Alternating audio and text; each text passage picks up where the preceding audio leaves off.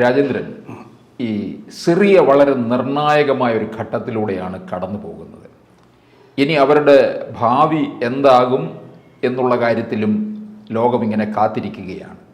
കഴിഞ്ഞ ദിവസം അവിടുത്തെ ഭരണാധികാരി പറയുകയുണ്ടായി, എല്ലാ മതങ്ങൾക്കും ഇവിടെ സ്വാതന്ത്ര്യം നൽകുമെന്ന്. ആ പറച്ചിൽ നമുക്കത്ര വിശ്വാസം പോരാ.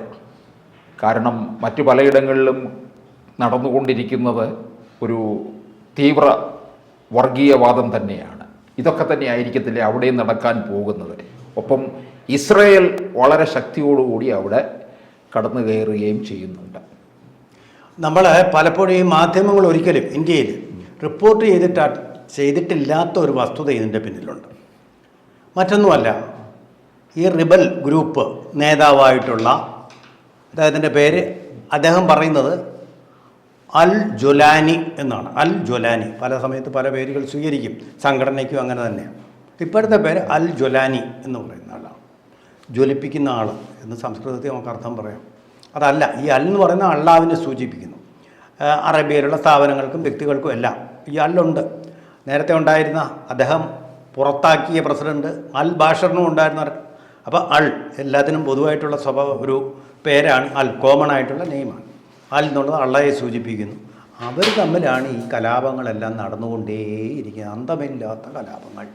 18-ാം നൂറ്റാണ്ടിലെ ഗോത്ര കലാപത്തെ അനുസ്മരിപ്പിക്കുന്ന തരത്തിലുള്ള കലഹങ്ങൾ, പക, കുടിപ്പക, ഇതിൻ്റെ ഫലമായിട്ടുള്ള കൊലപാതകങ്ങൾ തന്നെയായിരിക്കും നടന്നുകൊണ്ടിരിക്കുക.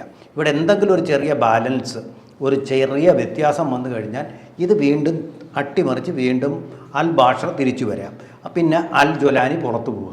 ഇതിങ്ങനെ നാടകം ആവർത്തിച്ചു കൊണ്ടേയിരിക്കും. നമ്മുടെ പ്രസിദ്ധ കവി W.B. യെറ്റ്സ് പറഞ്ഞതുപോലെ ചരിത്രമെന്ന് പറയുന്നത് ചരിക്കുന്നത് ലീനിയറായിട്ടല്ല, അതായത് ഋജുരേഖയിലൂടെയല്ല, മറിച്ച് ചാക്രികമായിട്ടാണ്, തിരിച്ചും മറിഞ്ഞു. അറബ് ലോകത്ത് സംഭവിച്ചു കൊണ്ടിരിക്കുന്നത് അതാണ്. അതിൻ്റെ ദീർഘചരിത്രത്തിലേക്ക് നമ്മൾ പോകുന്നില്ല. പക്ഷെ വളരെ പ്രസക്തമായിട്ടുള്ളൊരു ചോദ്യമുണ്ട് വിജയനാഥേ. ആരാണ് ഈ ഇക്വേഷൻ അല്ലെങ്കിൽ ബാലൻസ് ഇപ്പോൾ തെറ്റിച്ചിട്ട് അൽ ബാഷറിന് പകരം അൽ ജൊലാനിയെ അധികാരത്തിലെത്തിക്കാൻ ഉള്ള സാഹചര്യം അല്ലെങ്കിൽ ഇക്കോസിസ്റ്റം സൃഷ്ടിച്ചത്?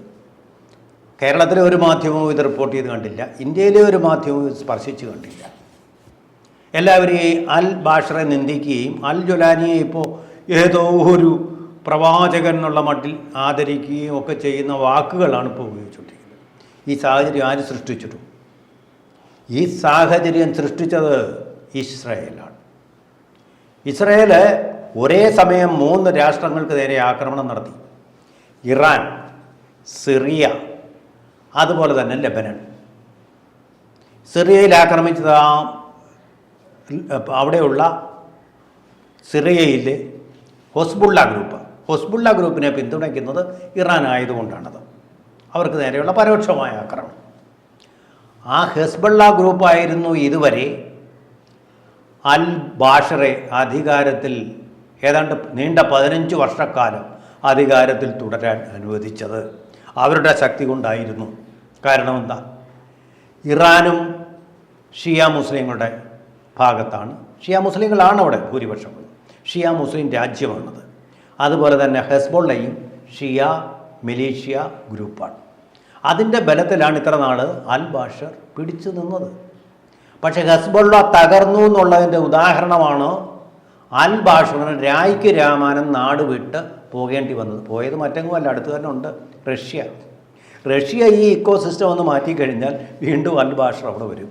അത്രേ ഉള്ളത്. ഈ കളി ഇങ്ങനെ തുടർന്നുകൊണ്ടിരിക്കും, ചാക്രികമായിട്ട് തന്നെ. അത്രേ ഉള്ളത്. അല്ലാതെ ആരും ഒന്നും നശിച്ചു പോയിട്ടില്ല. നമ്മൾ കണ്ടില്ലേ, അഫ്ഗാനിസ്ഥാനിൽ കണ്ടിട്ടില്ലേ, അടിച്ചമർത്തപ്പെട്ടവർ വീണ്ടും ഭരണാധികാരികളായിട്ട് വരുന്നുണ്ട്. ചാക്രിക സ്വഭാവം, പ്രത്യേകിച്ചും ഇസ്ലാമിസ്റ്റുകൾക്ക് കൂടുതൽ ശക്തിയുള്ള രാജ്യങ്ങളിലെല്ലാം ഇതാണ് സംഭവിച്ചുകൊണ്ടിരിക്കുന്നത്. അവിടെ ഒന്നും ജനാധിപത്യത്തിനൊന്നും ഒരു പുല്ലിൻ്റെ വില പോലുമില്ല. ഈ ഗോത്രപ്പകയ്ക്കാണ് ബലം.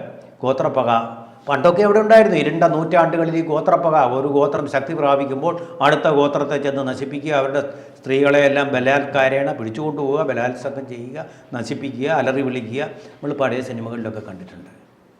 അതിൻ്റെ ഒരു തനി ആവർത്തനം തന്നെയാണ് ഈ അറബ് ലോകത്ത്, പശ്ചിമേഷ്യയിൽ, മിഡിൽ ഈസ്റ്റിൽ, മധ്യേഷ്യയിൽ ഒക്കെ നമ്മൾ കണ്ടുകൊണ്ടിരിക്കുന്നത്.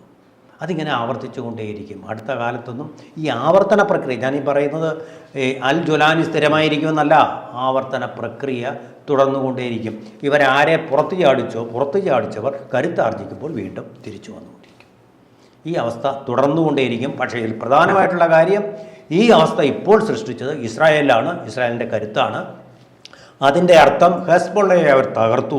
ഇവിടെയാണ് ഞാൻ പറഞ്ഞത്, നമ്മുടെ നയതന്ത്ര കോവിദനായ MK ഭദ്രകുമാർ പറഞ്ഞത്, ഹെസ്ബൊള്ളയോട് കളിച്ചാൽ ഇസ്രായേൽ തകർന്നു തരിപ്പണമായി തീരും, ഇസ്രായേലിനേക്കാൾ ശക്തിയുള്ള ഒരു സംഘടനയാണ് അതെന്ന് വരെ പ്രവചിച്ച MK ഭദ്രകുമാർ എന്ന് പറയുന്ന ആ നയകോവിദൻ. അന്നേ ഞാൻ പറഞ്ഞു, വളരെ നിസാരനായിട്ടുള്ള ഞാൻ, ഒരു കോവിദനും അല്ലാത്ത ഞാൻ, അത് നടക്കാൻ പോകുന്നില്ല. ഇസ്രായേൽ ഒരു കാര്യം തീരുമാനിച്ചാൽ നടപ്പാക്കി.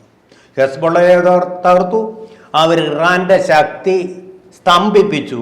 അതുപോലെ തന്നെ ഹമാസിനെ തകർത്തു തരിപ്പണമാക്കി. പൊടി പോലുമില്ല കണ്ടുപിടിക്കാൻ പശ്ചിമേഷ്യയിൽ നിന്നാക്കി തീർത്തു. അതുകൊണ്ട് ഇസ്രായേലിനെതിരെ എന്തെല്ലാമായിരുന്നു പറഞ്ഞിരുന്ന, കുട്ടികളെ കൊല്ലുന്നു, രോഗികളെ കൊല്ലുന്നു എന്നൊക്കെ പറഞ്ഞു. അവരുടെ ഇടയിലൊക്കെ ഇരുന്നുകൊണ്ട് അവരെ കൊല്ലിച്ച ഹമാസിനെ പറ്റി ആരും ഒരു വാക്ക് പറഞ്ഞില്ല. ഒക്ടോബർ 7-ന് വെളുപ്പാൻ രാവിലെ അതിക്രമിച്ച് കയറി കുട്ടികളെ കൊന്നു. കുട്ടികളെ അവരുടെ അച്ഛനമ്മമാരുടെ മുമ്പിൽ വെച്ച് കൊന്നു. ആ സ്ത്രീകളെ പിടിച്ച് ഭർത്താക്കന്മാരുടെ മുമ്പിൽ വെച്ച് ബലാത്സംഗം ചെയ്ത, എന്തെല്ലാം ക്രൂരതകൾ ചെയ്ത. അമോസ് ഗീതായി എന്ന് പറഞ്ഞൊരു സംവിധായകൻ, പ്രശസ്ത സംവിധായകൻ, ഇസ്രായേലി സംവിധായകനെ കേട്ടിട്ടുണ്ടാവും. ഇസ്രായേലിനെ ഏറ്റവും കൂടുതൽ എതിർക്കുന്ന ആളാണ് അദ്ദേഹം. പോലും എപ്പോഴും എതിർക്കുന്ന ആളാണ് അദ്ദേഹം. പോലും പറഞ്ഞു പോയി, ഇവർ ഈ ചെയ്ത ക്രൂരകൃത്യങ്ങൾ വർഷങ്ങളോളം നിലനിൽക്കും ഇസ്രായേലിൻ്റെ മനസ്സിൽ. സമാധാനത്തിലേക്കുള്ള പാതയിലെ ഏറ്റവും വലിയ തടസ്സം ഈ ഹമാസിൻ്റെ ചെയ്തികളാണ്. അദ്ദേഹം ഇസ്രായേൽ പക്ഷപാതിയല്ല അദ്ദേഹം പറഞ്ഞു. അതാണ് അമോസ് ഗീതായി എന്ന് പറയുന്ന ഇസ്രായേൽ പക്ഷം പിടിക്കാത്ത ഇസ്രായേലുകാരൻ. ഈ സിറിയയിലെ രാസായുധം ഉണ്ടെന്നാണല്ലോ പറയുന്നത്. അപ്പൊ ഇസ്രായേൽ സിറിയയിലോട്ട് അറ്റാക്ക് ചെയ്യുന്നുമുണ്ട്. അപ്പോൾ അത് വലിയ ഒരു അപകടത്തിലേക്ക് മാറും. ഈ വിജയനാഥ, ഈ സദ്ദാം ഹുസൈൻ്റെ കാര്യത്തിലും അവിടെ രാസായുധങ്ങളുണ്ട്, രാസായുധ സംഭരണശാലകളുണ്ട്, രാസായുധ നിർമ്മാണശാലകളുണ്ട് എന്നുമൊക്കെ പറഞ്ഞാണല്ലോ പ്രസിഡന്റ് ബുഷ് അവിടെ ലോക പോലീസായിട്ട് ചെന്ന് അവിടെ അന്വേഷണമൊക്കെ നടത്തിയ സദ്ദാം ഹുസൈനെ പിടിച്ച് തൂക്കിലേറ്റിയതും എലിയെ കൊല്ലുന്നത് പോലെ കൊന്നതും. എന്നിട്ട് എന്തേ ഒരു രാസായുധ സംഭരണശാലയുടെയോ, അദ്ദേഹം അത്രയും അപ്രതീക്ഷിതമായിട്ട് കൊന്നത്, അദ്ദേഹത്തിന് അത് നശിപ്പിക്കാനുള്ള സാവകാശമൊന്നും കിട്ടിയിട്ടില്ലല്ലോ. ഒരൊറ്റ രാസായുധ നിർമ്മാണശാലയും കണ്ടുപിടിക്കാൻ കഴിഞ്ഞിട്ടുണ്ടോ? അദ്ദേഹം മരിച്ചതിന് ശേഷമാണ് അന്വേഷണം നടത്തിയത്. ഏതെങ്കിലും ഒരെണ്ണം കണ്ടുപിടിക്കാൻ കഴിഞ്ഞിട്ടുണ്ടോ എന്ന് പറയുന്ന പോലെ സിറിയയിൽ ഇങ്ങനെ രാസായുധം പ്രയോഗിച്ചു ജനങ്ങൾക്ക് നേരെ എന്നൊക്കെ പറയുന്നതല്ല, അതിൻ്റെ തെളിവുകളൊന്നും ആർക്കും ഇതുവരെ കിട്ടിയിട്ടില്ല. പക്ഷേ അതേസമയം തന്നെ അവിടെ ഇപ്പോൾ നടത്തിയ അന്വേഷണങ്ങളിൽ വെളിവാകുന്നത്, അവിടെ ഈ അൽ ജൊലാനി ജയിലുകളെല്ലാം തുറന്നുവിട്ട് ഭീകരന്മാരെ എല്ലാം അവിടെ നിന്ന് നാട്ടിലോട്ട് ഇറക്കി വിട്ടിട്ടുണ്ട്. ഇനി എന്തൊക്കെയാണ് സംഭവിക്കാൻ പോകുന്നത് നമുക്കറിയില്ല, എന്തൊക്കെയാണ് വരാൻ പോകുന്നതെന്ന്. പക്ഷേ ഒരു കണക്കിൽ പറയുന്നത്, ഈ അൽ ജൊലാനി ഇറക്കി വിട്ടതും ജയിലിൽ ഇപ്പോൾ അവശേഷിക്കുന്നതുമായിട്ടുള്ള ആളുകളെ ആകെ അവിടെ ജയിലുകളിൽ ഉണ്ടായിരുന്ന ആളുകളിൽ നിന്നും മൈനസ് ചെയ്താൽ, മനസ്സിലായോ പറഞ്ഞത്? അതായത് മൊത്തം ജയിലിൽ ഇപ്പോൾ ജീവനോടെ ഉള്ളവരുടെ, ജയിലിലോ പുറത്തോ ജീവനോടെ ഉള്ളവരുടെ എണ്ണം അവിടെ പിടിക്കപ്പെട്ട ആളുകളുടെ എണ്ണത്തേക്കാൾ 80,000, അതെ 80,000 കുറവാണ്. എന്ന് പറഞ്ഞാൽ അതിൻ്റെ അർത്ഥം എന്താ? 80,000 പേരെ അൽ ബാഷർ കൊന്നിട്ടുണ്ട്. ബാഷർ അസദ് കൊന്നിട്ടുണ്ട്. അൽ ബാഷർ അസദ് എന്നാണ് അദ്ദേഹത്തിൻ്റെ പേര്. കൊന്നിട്ടുണ്ടെന്നാണ് പറഞ്ഞത്. ഈ പാവം, അദ്ദേഹത്തിൻ്റെ ചരിത്രം അറിയാമോ? ഈ പാവം വെറും ഒരു ഡോക്ടറായിരുന്നു. ഓക്സ്ഫോർഡിൽ പഠിച്ച് ലണ്ടനിൽ ചികിത്സ നടത്തിക്കൊണ്ടിരുന്ന വെറും പാവം സാധുവായ ഒരു ഡോക്ടർ. യാതൊരു വിധമായിട്ടുള്ള ആക്രമണ വാസനകളുമില്ലാതെ മര്യാദ, അദ്ദേഹത്തെ കണ്ടാൽ തന്നെ അറിയാം, ഒരു സുമുഖനാണ്, സുന്ദരനുമാണ്. പശ്ചിമേഷ്യ ഭാഗത്തുള്ളവരെല്ലാം ആണുങ്ങളെയും പെണ്ണുങ്ങളെ നല്ല നിറവും ആര്യന്മാരുടെ ആ പാരമ്പര്യമാണ് അതെന്ന് വേണം കരുതാൻ. നല്ല നിറവും നല്ല സൗന്ദര്യവും പൊക്കവും എല്ലാം ഉള്ളവരാണ്. അദ്ദേഹം അങ്ങനെ ഒരു സുന്ദരനാണ്. ഇപ്പോഴും അദ്ദേഹം നാട് വിടുമ്പോഴും അദ്ദേഹം അവിടെ മര്യാദയ്ക്ക് ഈ ഡോക്ടർ ജോലി നോക്കിക്കൊണ്ടിരിക്കുകയായിരുന്നു. ഈ അദ്ദേഹത്തിൻ്റെ അച്ഛനായിരുന്നു അന്ന്, അതും അസദാണ്. അസദ് എന്ന് പറയുന്ന ആളാണ്. അസദും നാസറും ഒക്കെ വളരെ പേരുകേട്ട ഭരണാധികാരികളാണ്. അന്ന് സിറിയയിൽ ഈ റബലാക്രമണമൊന്നുമില്ല, എല്ലാം അടിച്ചമർത്തിക്കൊണ്ട് ഇദ്ദേഹത്തിൻ്റെ അച്ഛൻ അസാദ് അവിടെ ഭരണം നടത്തി. അപ്പം മൂത്ത പുത്രനെ അധികാരത്തിൽ കൊണ്ടുവരാനായിരുന്നു അദ്ദേഹത്തിൻ്റെ ശ്രമം. വഴിയായിട്ട് അങ്ങനെയാണല്ലോ, കുടുംബമാണ് ഭരണം നടത്തുന്നത്, അല്ല ജനാധിപത്യമൊന്നുമില്ല അവിടെ. അതിന് പക്ഷേ ഒരു കുഴപ്പമുണ്ടായി.